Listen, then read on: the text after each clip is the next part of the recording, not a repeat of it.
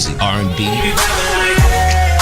hip hop, pop, I still get you. reggae, EDM, indie, old school, Side. Check it. and sports talk. Right here. WorldStarHitRadio.com.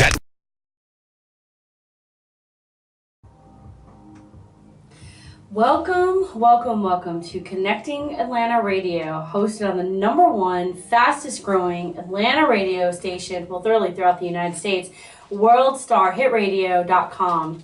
And we have the honor to have a special guest this evening, someone I met recently, and came out to our event that we had, our Educated Atlanta Business Summit this past Saturday. His name is Marcus Rosier. So Marcus, you are a motivational speaker, you're an author, and a business owner, entrepreneur, all types of things. So tell us a little bit about what brought you to becoming a speaker, and share a little bit of your background with the audience. Well, my background, I graduated at the age of 16. Okay, Yeah. so you're a genius too. I wouldn't say Okay. that. I wouldn't say that.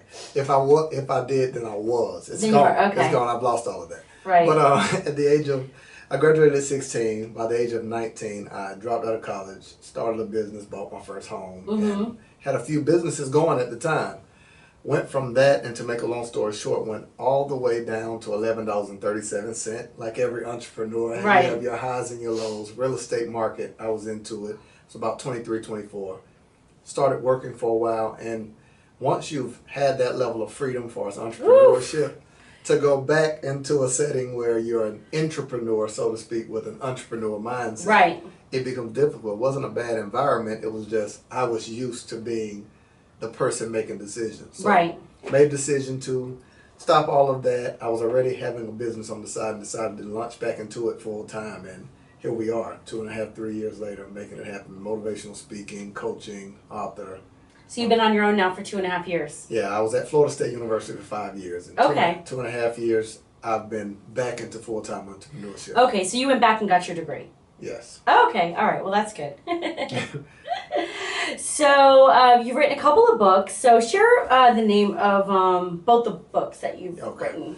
I wrote a total of 23 books. Oh, 23 books. But Okay, I just knew published about 2. two. No, Okay. it's okay. I published 2. Okay. When the Day is one of them, Okay. and The Heart Diary is the other one. Hard drives. That's a great title. I love both of those. Those are great. Thank you. Great titles. Very capturing. So what is Win the Day? When the Day is a life practice, and my company name as well. But Okay. it's a life practice I started in 2010 when I went during that process of being broke. Okay. The concept is this. At the time, the only thing important to me was sports and money, so I combined the two. And the concept of When the Day is make every hour of the day worth $100. The whole day is worth $2,400. You pay Okay. yourself a minimum of $240, which is 2 hours and 40 minutes. So you basically treat the day like a paycheck, and you reinvest into your personal development, family, whatever's important, and you can track it using time like money. Okay. Yeah. Oh, that's great. I like that. Yeah, one of the gentlemen that spoke last at the event, he had talked about that one time is tracking back if you want to make a certain amount of money per year, to track it back dollar per hour, and how many hours in the day are actually doing something worthwhile that's going to create you that type of revenue. Absolutely. So that reminds me what you're saying of that. So how has the life practice of Win the Day helped you? I watched it transform my life. I went from trying to figure out what I was going to do. You know, my basketball dreams were going. I tore my ACL and MCL. Oh, wow. My Okay. businesses, I had a cleaning company. One of the businesses, I had a cleaning company, real estate, on down the line. All of them dried up. So it went from that to developing the skill to speak. I was passionate about it, but I wasn't very good. So I had to develop that out, learning that I was able to, of course, write. I wrote 4 books and 12 ebooks in 30 days. Okay. And in 3.5 months, I wrote 23 books, did an audio book, audio soundtrack, and 3 Wow. coaching programs. You were focused. Exactly. Yeah. Using the same practice. Yeah. So I've been able to see productivity in my life by applying it. Okay.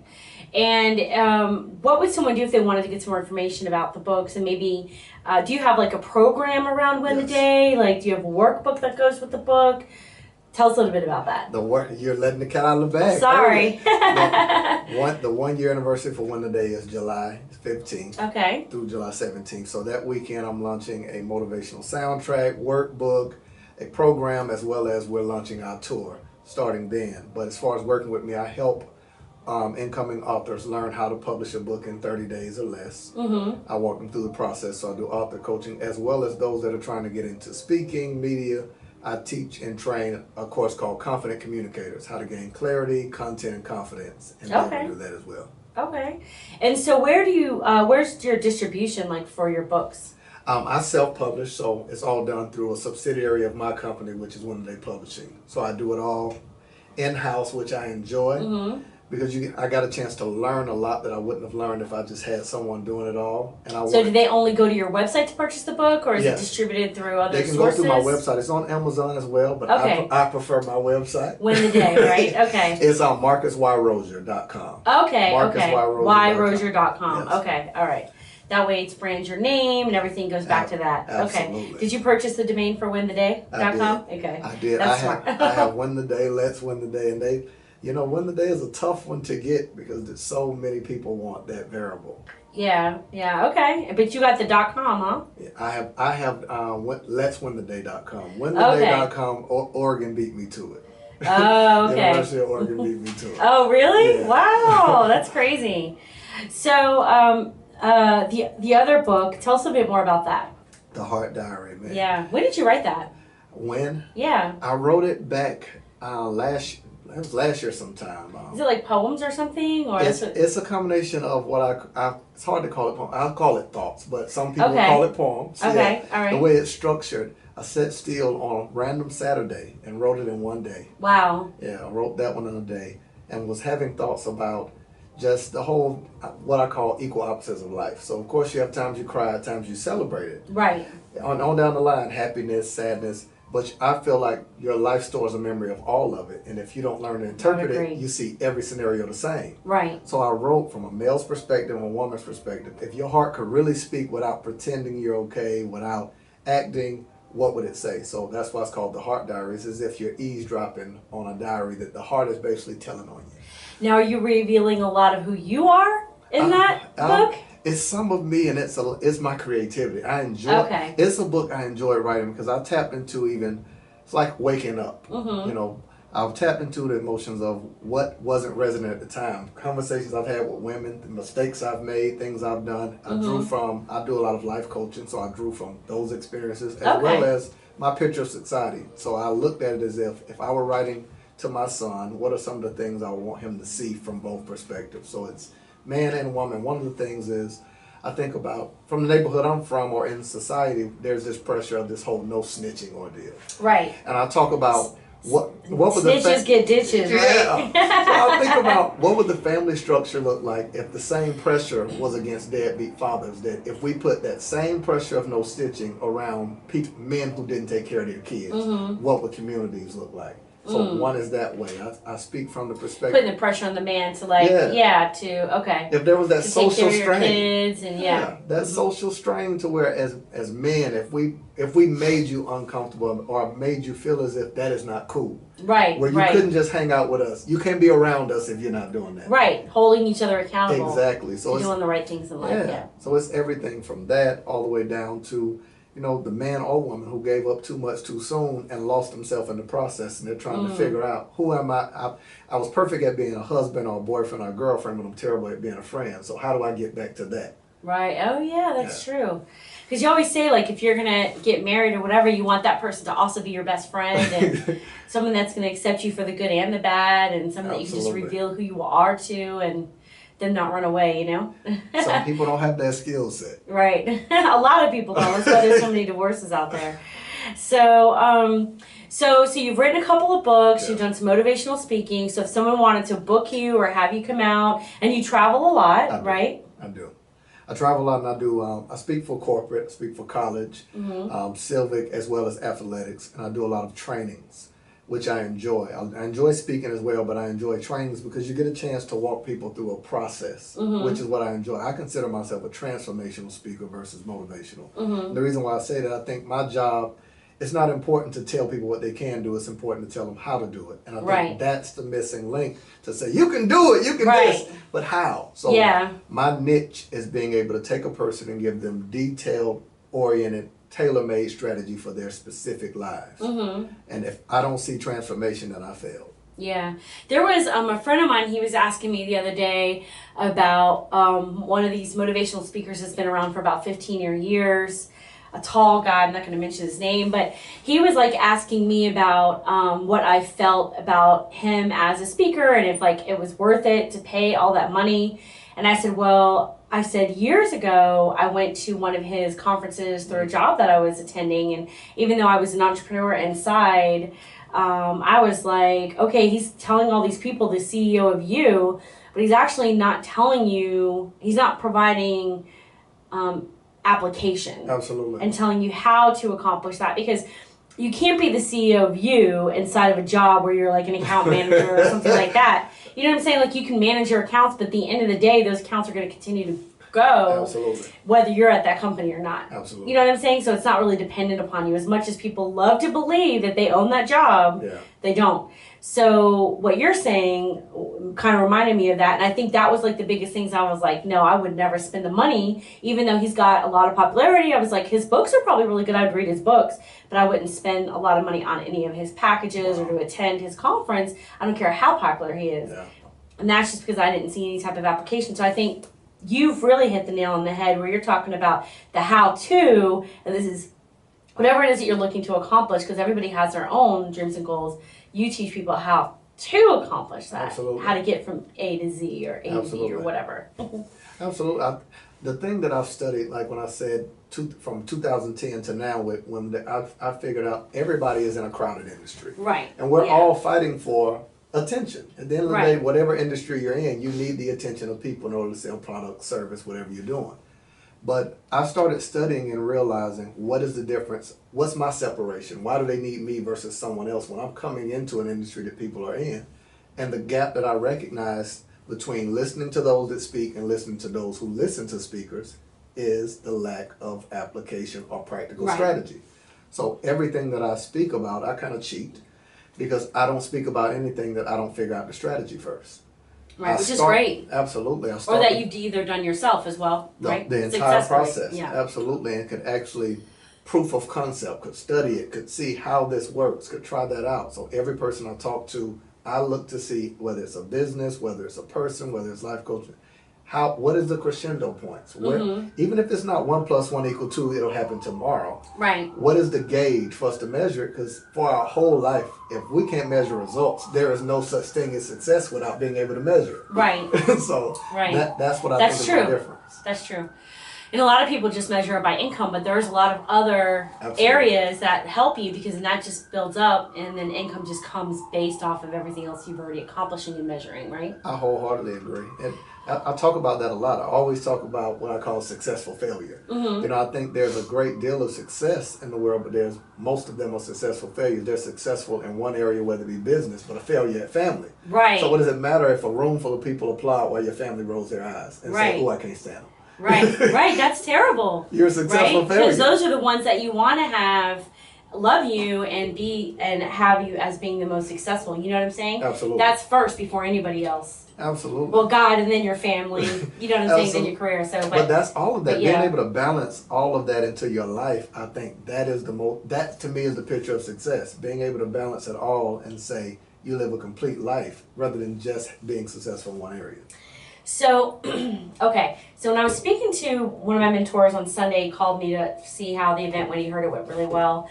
And so he was talking about, because I was kind of like, sometimes I'm like all over the place, whatever, like this focus in this business, whatever. But he said, I have to own connecting, right? So my tagline now is, when people ask me what I do, is I help people turn contacts into contracts, right? I love that. Yeah, it's awesome. He's freaking awesome. I have it now. He said I can own it. But as John Maxwell owns leadership, absolutely, I own connecting and connections. Everybody can own networking and all that crap. I own connections. It's my gift. What do you own, Marcus? I think I own communication. Communication? Okay. I love that. Absolutely. I own communication, and I would just stick with that one. Yeah. It's something I've invested into. You can wake me up in the middle of the night. You can throw an idea out. I can process it, do it, If I see something, I can memorize it. I can communicate any idea in the most simple form. And I think that's the hard thing. It's not your ability to exchange information. Anyone can do that. But can you take any level of information and diversify that into several platforms? Right. And each person walk away with a takeaway. That's why I believe I own communication. That's awesome. And I would say that as well. If you have the gift of being able to show people the how-to, not just motivate them and give them the rah-rah, but you show them the application part of it, the how to get there, that definitely is listed under communication. Absolutely. So I think that's fantastic. You weren't expecting that kind of question, were you? It's good. It's good. On my feet, communication. Exactly. So tell us a little bit about like what's next for you. What's next for Marcus? Oh man, so much is next. I think I'll say it in a story. Okay. This is the easiest thing. I went into an office and met a lady one day who was sitting there looking sad, and I'm very observant. I asked her why was she looking sad, and she said that she found out that morning that her mother passed away. And this is a sad story. She said that her mom got murdered by her sister. Oh my gosh. Over her boyfriend. So if you can follow with me with this. And I'm thinking, this lady in one day has to reconcile her sister going to prison for life, her mother dead in front of her nieces and nephews, and she's at work. Wow. So I said, if you don't mind me asking, why are you here? Why are you at work? And she said, well, my child has been sick for some time. I have 4 kids and I'm out of sick time. So if I take off of work, I'm unable to pay the bills. Right. It hit me then and there that that's what's next for me. It's about being in position that when I'm coming into contact with people of that nature, I can write the check for whatever it is. Right. So my businesses, the things that I'm doing, book writing, speaking. And you would have been like, here, take this time. Absolutely. That's why we exist. Although that's crazy that her company wouldn't give her grievance time, but yeah. That's separate from sick time, but okay. I know. But that's crazy. Wow. So that's what it's about for me. Yeah, she did what she had to do to make it work for her family, you know? Absolutely. So I know my best friend, she, my goddaughter gets sick a lot, so she uses up a lot of her vacation time and stuff like that, Absolutely. taking care of her daughter, so. And I don't, that pains my heart. Yeah. I'm an advocate for entrepreneurs. You know, yeah. There's so much for entrepreneurs, but those who have that business couldn't run without, but they working every day but don't have the leeway to have a life within that. Right, exactly. Or the freedom that comes to an entrepreneur. Woo, it's crazy, isn't it? Hey. It's crazy. Yeah, I want to be able to just get up and go whenever I feel like it, and you know what I'm saying? Even though, and then it's different being stuck to a job than it is being like committed to your business, Absolutely. You know? Because that's part of your passion, you love it, that's what you dream about, and the chase and the fight, you know what I'm saying? It's like great. It could be a chore as well. You know, it can definitely be a chore for sure. Double and triple the hours. That's why on Sunday I was like, Saturday night my friend came over, cooked me dinner, and I was like, man, I just need like an hour's sleep. I can only imagine because you put together a phenomenal event. Thank you. Just all the details that goes into it. I meant to tell you again, just bar none from top to bottom, and look at what you offer people. That level of information in one room. And yeah. It's amazing. Yep. And so and thank you, by the way, for deciding to be a vendor there at the event. We really appreciate that. You helped the event, be a success as well. And I hope that you got value from it. Did you sell any books? Oh, you weren't selling books, were you? I was selling books. Oh, did you sell any books? I sold some books. Good, I'm glad. I was offering some of my courses I provide from a 30-day book as well as working with authors. And so you got some good contacts and stuff like that? Absolutely. I'm glad. Okay, good. So it was worth it definitely to go and... Absolutely. Okay, good. Thank you. I appreciate that. Thank so you. It was awesome. I told Frances, I was like... because when I had told her about you guys coming in to interview and stuff, and then I was asking her today if she was going to be here, and she says, "Oh no, you'd have to." I had sent you an email and I was confirming with her, and she said, "I need to speak to your publicist or whoever." And so then that's when I sent you the email, and then I said to her, "Well, I said when I originally sent you the email, I was asking if you wanted to come in as well." For your own interview. Okay. Because she is an entrepreneur as well. Yeah, she does phenomenal business. Right. Makeup, and she was like, really? Wow.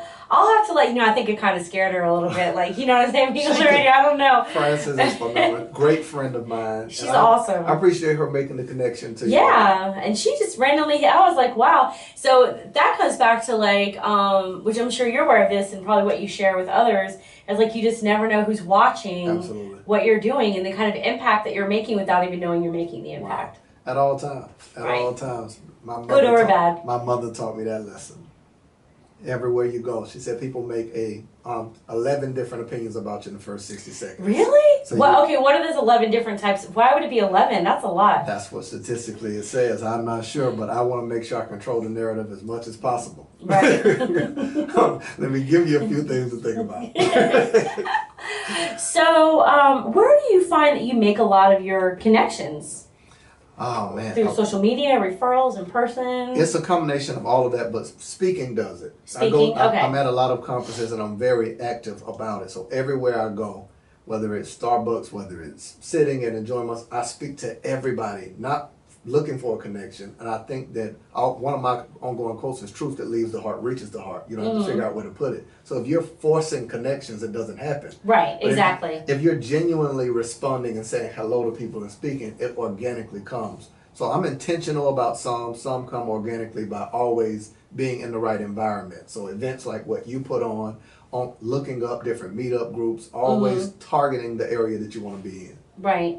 So with that, when did you transition into doing actually speaking engagements? Was that before or after you wrote your published book?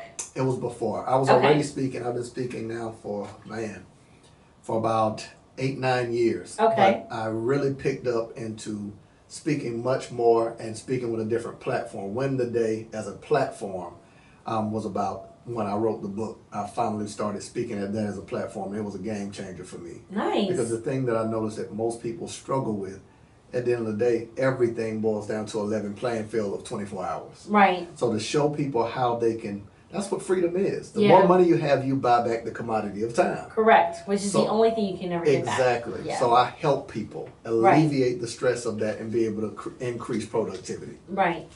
That's awesome. And so with that, so when did you transition into, so how did you, when you first started your company, this is the question, you make the determination based on what type of event it is and? Well, I initially was speaking, trying to get your name out there. You know, everybody starts on ground level like that. Yeah. And it clicked for me when I started feeling more comfortable with it. You know, I would get up every day to tell you my secrets, and I still get in front of a camera, in front of a mirror. I speak 4 or 5 times a day, even if I don't have a speaking engagement. From that, I started realizing the level of content, and my transition was quickly, as it started increasing, I think that it's like Kathy Truitt said, the owner of Chick-fil-A, said better before bigger. So I focused so much on being better.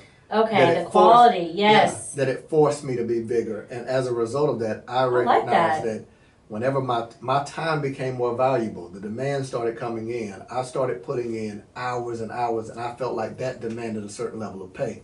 Now, the hard transition from free to fee is in the communication as well as showing them something of value. Right. So when I knew I had full packaging, things of value, content that I can increase, and I researched the organization, hands down, I'm going to come in prepared, and I know where I can see increase. So that's what made me transition. I started showing what value, and I always offer something. Anyone that invites me, I give them a free VIP session. So if you invite me to speak for your conference, I'm going to offer you my service for free. You pick who you want. Right. So I'm always going to give you that and be able to really make an impact. So that's what makes me charge. Which, by the way, I have one of your books I need to get back to you. Okay. I wish I completely forgot till just now we were just talking. All right. So it's on my bookshelf at home. But it was like one of the books I put up on the table that I meant to tell everybody about. Because I always like to tell people about at any of my events. So we bought books, to let them read, you know. Absolutely. So, so I think that's awesome. That's awesome. So tell us a little bit about what's next for Marcus.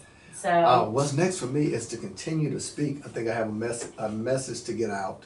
So building out speaking. I have a few more books I'm going to release. One that I'm really excited about It's called Never Going Broke. Oh, wow. Never Going Oh, my God. You are, like, great at these titles that are, like, you know. Have you been on the Amazon bestsellers list yet? I don't push Amazon. No? I don't push Because you push your site and stuff like Absolutely. that. Have you ever read this book by Michael Hyatt called The Platform? Absolutely. So you know how he talks about in the beginning how he got himself on the New York's bestseller list. Yes. Are you going to do that for this next coming book? Like I am. His strategy that he did for that. I am. I need to go back and read it again because I want to really understand when I release my book. I want to be able to do that. So Absolutely. The thing that I wanted to do was control from my direct-to-consumer relationship. Right. And I wanted to create a tribe out of that to connect with them. So I knew through... Doesn't that help you get on the New York bestsellers list too, even though... I'm not sure if Amazon does works. that. It does. No, it's Amazon, but I'm talking about with New York's bestseller. Like, I wonder how they control People say that. they leverage it. It's books bought within a window. So I know the pre-sales, all that, and it all goes into it. But the thing that I wanted to do, every person that orders from me gets a handwritten thank you note. They get extras. Nice. They get giveaways. Okay. So I couldn't control that direct-to-consumer relationship and say thank you for supporting me. Right. You know, as a self-published author, we were able to, in 14 days of the release of One Day, sell over 1,500 copies. Wow. So, you know, and according to... So you were like writing, like you had carpal tunnel by the end of that goodness. 14 days, huh? I'll tell you that I pre-wrote a lot of them. And was adding the name later, but they get handwritten letter. They get packaging on down the line that I couldn't control. If that were the case, and a nurture sequence that I can say, I appreciate you shopping with me. You didn't have to do that. Right. So with Amazon, I couldn't do that. I couldn't guarantee certain things. And for the first 100 people, they got a phone call from me that we were able to talk, and I can build those relationships. So I'll use. That's a great way too, because that's your target audience, right? People that are looking for that that book. That's your target audience. And I can get success stories right away. Well, through Amazon with the information in the book, they can. But I enjoyed the process of getting out and doing it, as well as an entrepreneur, you need those margins. Where Amazon takes a large part of your margins for what you wrote. Correct, yeah. And, well, because you're using their platform, right? Absolutely. So if you have your own platform, go it. So as that, did you find that with that thinking outside the box, doing something extra and different that a lot of authors, you kind of go the other way. Do you find that you got some speaking engagements and stuff like that out of that? Absolutely.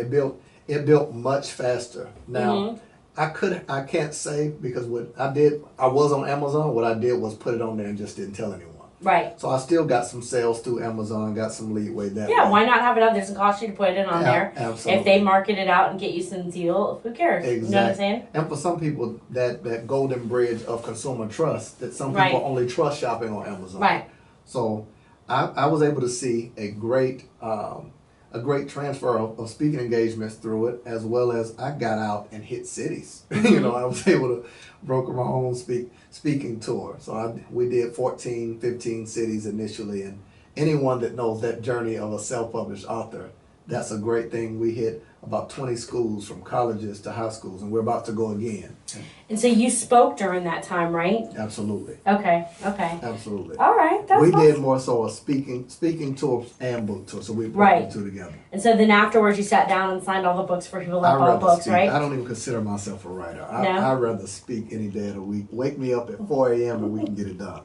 So the website, if anybody wanted to go purchase any one of your books and learn a little bit more about you, is Marcus Y. Rosier, ROSIER.com. Where are you from originally? I'm from Panama City, Florida. You know how country I am? Oh my God, yes, I know. I'm from Fort Lauderdale. Oh, we're both from Florida. I know, but it's like you go past Fort Pierce and everybody's a country. I don't know where the heck that got into, but more New Yorkers need to go integrate into the all sound less country or whatever. But I was just wondering, where's your family heritage from? My parents are both from the same area, South Choppy, Havana, Florida. So small towns. My father's town might have less than 20,000 people. Oh wow, from Havana, Florida. My mother's from Havana. My father's from South Choppy, Florida. Okay, that sounds country, doesn't it? Yes. Where is that? It's about 30 minutes. Both of them are 30, 40 minutes away from Tallahassee, Florida. Okay. So it's one of those towns you can still go and put it on your tab. Oh wow, that's crazy. So. Well, thank you for coming in today. God, that 30 minutes went really fast. And so I'd love to have you come out and speak at one of my events one time. I do put on a lot of hour stuff, but a lot of my speakers do find that they make a lot of connections from my events, and obviously, as you see. And so we can talk about that later. I'd love to have you come out. Thank you, everyone, for listening in today to WorldStarHitRadio.com. We have Mr. Marcus Rosier, it's MarcusYrosier.com. And you can go and purchase this book called Win the Day and sign up for his email list. So this way you know when the workbook is available. You can find me on social media, same name, at Marcus Y. Rosier. You can go through his website to get to his social media accounts, correct? Absolutely. Okay, so go to one place, Marcus Y. Rosier, and you'll be able to find him all over social media, the web, the world, everywhere.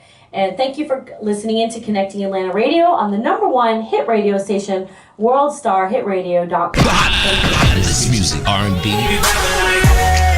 hip hop, pop, I still get you. reggae, EDM, indie, old school, Side, check it. and sports talk. Right here. WorldStarHitRadio.com.